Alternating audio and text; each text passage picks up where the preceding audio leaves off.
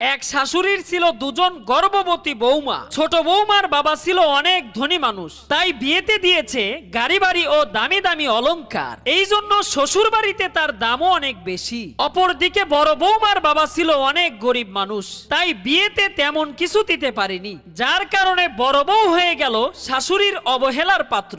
একদিন হঠাৎ তারা দুজন হাসপাতালে সন্তানের মা হলো। এদিকে শাশুড়ি পুরো ঘর সুসজ্জিত করে অপেক্ষা করতে লাগলো তার ছোট বউ ও তার ছেলের জন্য। বড় বউ আর তার ছেলের কথা কারো ভাবনাতেই নেই। ঠিক এমন সময় হাসপাতাল থেকে ছোট বউ ফোন করে বলল, মা, আমি হাসপাতাল থেকে সরাসরি আমার বাবার বাড়ি যাচ্ছি, কারণ হইল এখন আমার আরাম দরকার। ছোট বৌমার কথা শুনে শাশুড়ি অনেক কষ্ট পেল। ঠিক তখনই বড় বৌমা তার ছেলেকে নিয়ে বাড়িতে চলে আসলো। শাশুড়ি তখন বলল, তুমি কেন যাওনি তোমার বাবার বাড়ি? তখন বড় বউ বলল, কেন যাব বাবার বাড়ি, এটাই তো আমার বাড়ি।